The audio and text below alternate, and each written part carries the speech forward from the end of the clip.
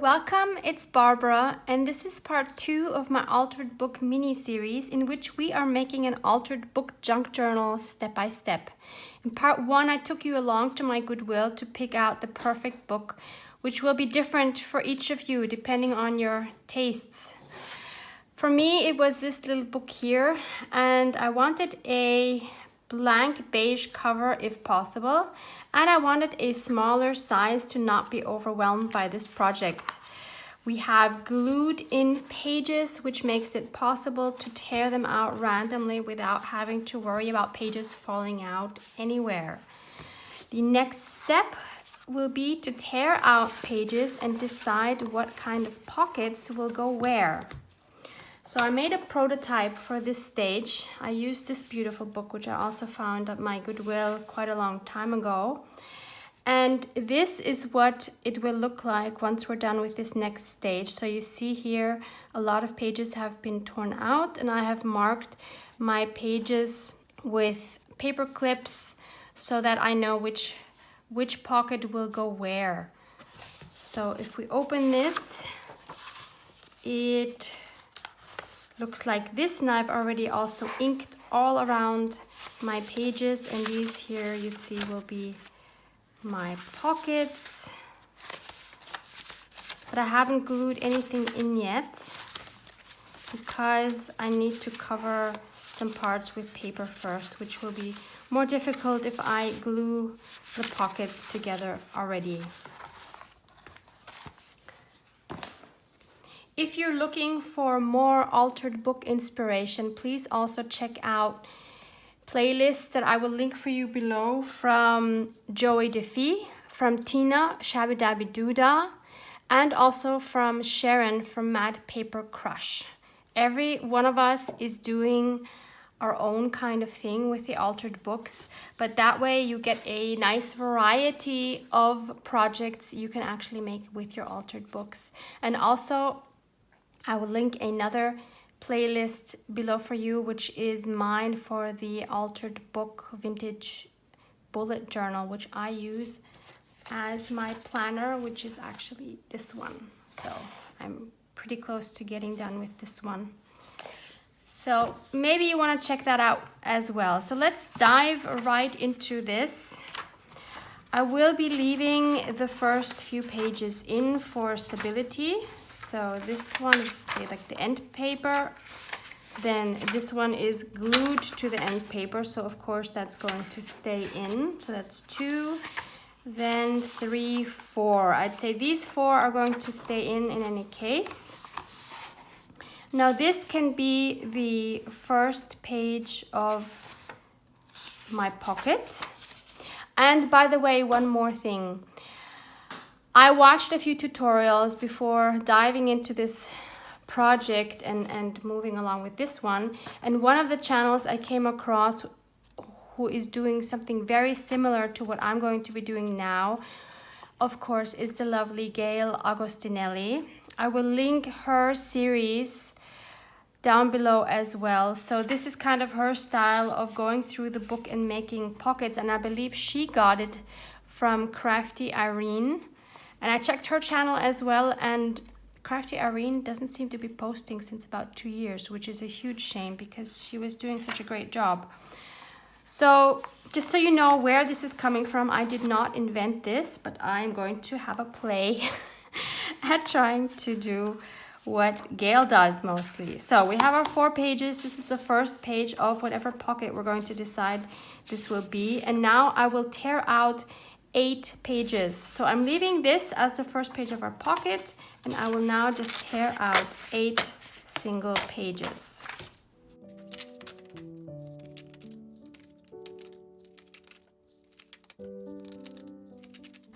And we're going to hide this torn edge here by putting it in between the pocket we're going to make. So now we have to decide which pocket will we make.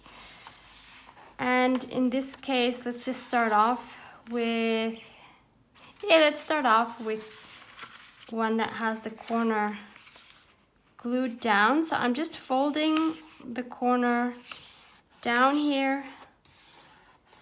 I left like maybe 1/8 of an inch here. I don't know if you can even see that.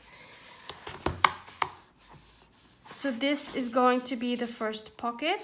So then I will take a paper clip and clip that together. Now some of the pockets will need 3 pages. So that's why it's good to plan this out a little bit before you just tear all the pages. It's good to have your pockets planned which kind you want where. So that's the first one. Now this is going to be the first page of our next pocket. So maybe we'll make this into a side loading one, meaning that I'm going to use my circle punch and do a partial circle right on the edge here. Not even a half circle, just like a quarter circle maybe. So that's the front side of the pocket. Then we tear out 8 pages.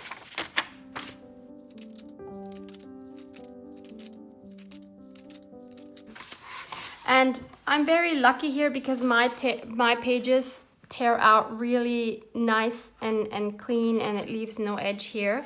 So that of course is perfect, but sometimes it won't do that. Like in this book when I tried, there were plenty of pages where that wasn't the case. Maybe I can find one here to show you. Yeah, like here, for example, you see some of the torn edges, but that's fine. They will disappear in the pocket anyway. So don't worry about those. Okay, so we have our torn page edge here. These two will form the pocket, and we'll put it together with a paper clip.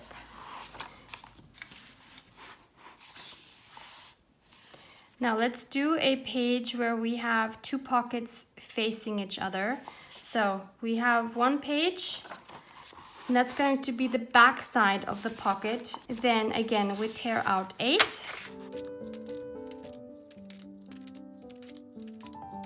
This is the second half of our pocket, but this way I want our pocket not facing this way, but facing this way. And I want a torn edge. So I'm going to take my tearing ruler, and I want the pocket to be not quite half. So I will try to do this as straight as I can and just tear this out. So this forms one pocket. And then I want the same pocket facing this way, so I'll have my torn edge here. So I want to tear out a similar strip.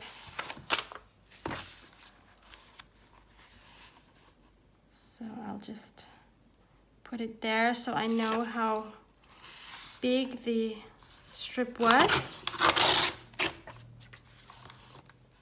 So that's the first half of our other pocket. Now we tear out 8 again.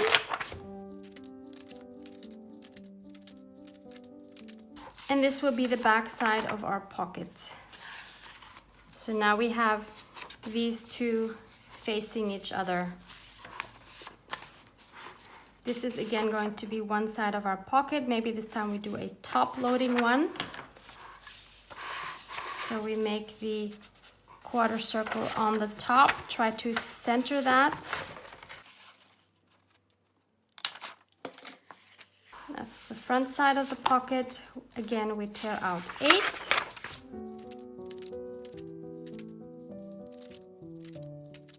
And this will be the back side. So let's clip those together.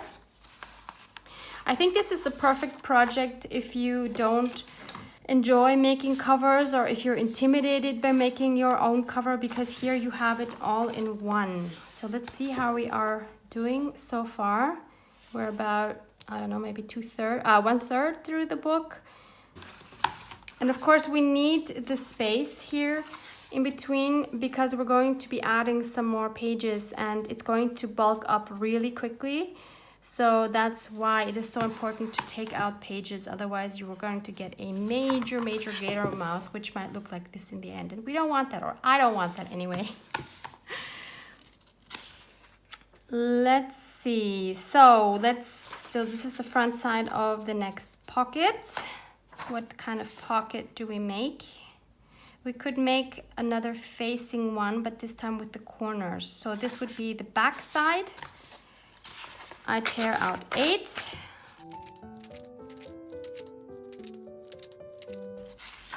So this is one corner that I will fold down, not quite to the edge, leaving about 1/8 of an inch. So that is one side. Let's clip those together. And we do the same thing on the other side.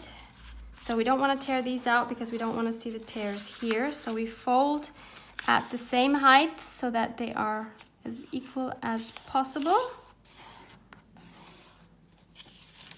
When we fold this over, we tear out 8.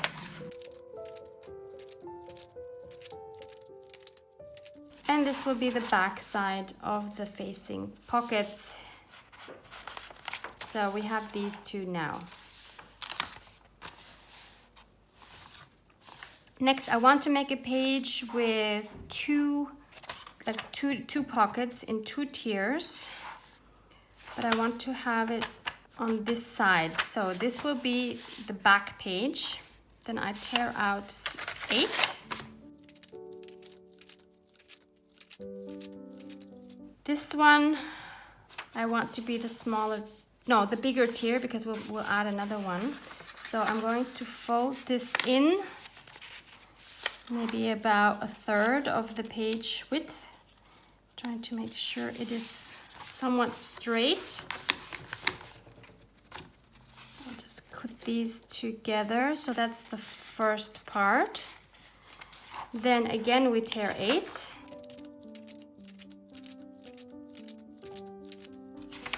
And here I want this to be maybe about like this. Again, trying to fold it straight. And this one, I'm going to tear a little bit of this because we don't want extra bulk. So I'll just tear this, and then I'm actually going to fold this the other way. We'll be gluing this down afterwards. So that will be like this. So now we can clip these together. So we have 1 and 2 pockets in this one. I think next I'll do another side loading one. So this is the first half. Let's make that quarter circle. Or something else, instead of the quarter circle, let's try using our punch board. So if you have one, no, actually that's not gonna work. Well, what we could do is just, let's see. So yeah, I'm gonna make a notch with this, try to sort of center that again. And that way we have a notch like this, which I think is a lot of fun as well. So that's the front side of the pocket. We tear out 8. And that's the back side of our pocket, which we will again clip together. How are we doing? Look, we're almost at the end. So now we have to also see that at the end we have enough pages to leave there. So I'm going to leave 1, 2, maybe also leave 4 like we did at the beginning, 3, 4. So maybe we clip those together, so we'll be sure not to tear those out. So what I have in between here now is, yeah, still a good amount. So we have to maybe adjust the 8. We'll see how it goes. So this is the front side of the next pocket, which I think I'll again just make a corner one. So I'll fold this down, flip it over, tear out 8.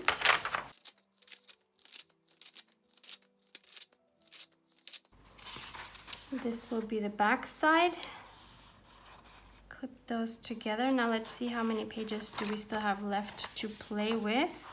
1, 2, 3, 4, 5, 6, 7, 8, 9. Okay, so that works out really nicely. So let's do a page like this, but facing the other way. So this is the back one. Then we tear out 7.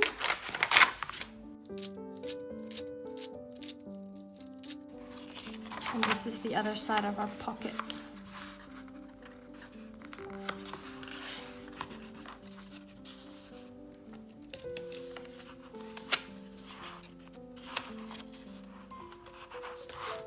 Like that. So we have all of our pockets. This is what it looks like now. This is nothing like what it's going to look like when it's done. So just to give you an information how many pages this had originally. So this had 247 pages. Let's see how many pocket pages we have now. We have 1, 2, 3, 4, 5, 6, 7, 8, 9, 10, 11. So we have 11 pocket pages, and then we have 4 in the back and 4 in the front.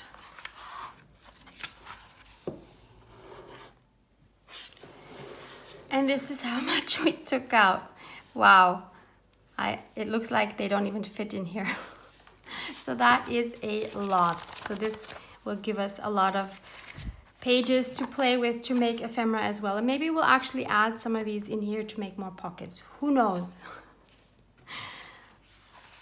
So next I would glue down, not the pockets themselves, but for example, where I have pages that fold down like this, I will glue these together. I'm just going to use tacky glue, which I have in my art glitter bottle because of the amazing tip. So I'm going to run a bead of glue along the top, not too close to the edge because I don't want it squishing out, and here. And that is really all that it needs.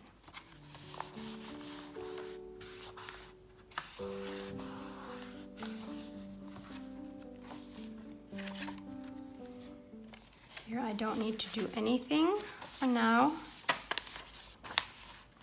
Here neither. So just the ones where I have folded anything down, like here, I want to secure those. We will be covering this up anyway afterwards, so it doesn't have to be perfect. This is a great activity to do while you're watching something, maybe a YouTube video, maybe a Netflix movie, something enjoyable, not the news. So here I'm going to glue these flaps down, always making sure to stay away from the edge. Don't want any glue seepage coming out. And this one as well. And I can put this back together. There's another corner fold. This is so meditative. It's just fun to try something different once in a while, I think, from making a regular journal with signatures, which I also love. It's just fun to play around with a book like this for a change. Keeps it interesting. So everything is glued down now. And what I have done in this one, as you probably saw, I have already inked around all of my pockets and my edges, as well as on the spine itself. On the spine, I used one of these brushes because they just go better into the middle than these kind. This one I used to go around all the edges. So that took a while as well. And the reason why I did that before even decorating the pages is because it kind of just gave me a better feeling.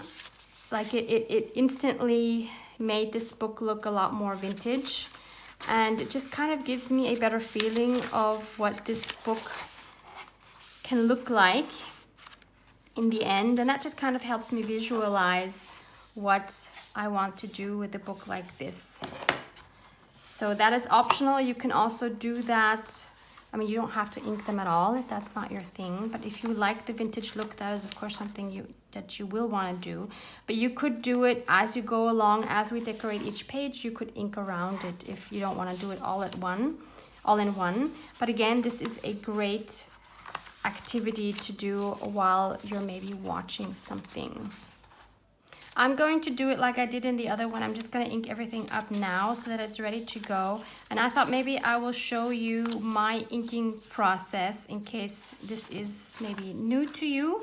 So I'm using, my favorite ink for inking is Distress Oxide Vintage Photo by Ranger. So I first, because I think it is totally boring to go from front to back inking everything up. So what I do, just to keep it a little bit more interesting, because it does take a while. There is a lot of inking when you do these kind of books in vintage stuff. So I will go to the pocket pages. So I'll take away the paper clip. Then I use this kind of blending tool, and I will link these for you below, as well as these, as well as the ink, in case you're totally new to this. So I will go ahead and ink the front of the pocket, just go around the edges. This is probably why my tool looks like this. In the meantime, I've been using this for a long time, but it doesn't matter, it still works perfectly and is totally saturated with ink. So actually it's very nice when it's in, it works very well when it's in this state. So that's the front side of the pocket. This will be the back side. Now you might think, oh, this is covering this part, so I don't need to ink this part, but that is unfortunately not true. You need to ink every single page. Why? Because at the end, you will see all the inking on the edges of your pages. So unfortunately, we need to ink every single page, whether it will be hidden by the front of a pocket or not.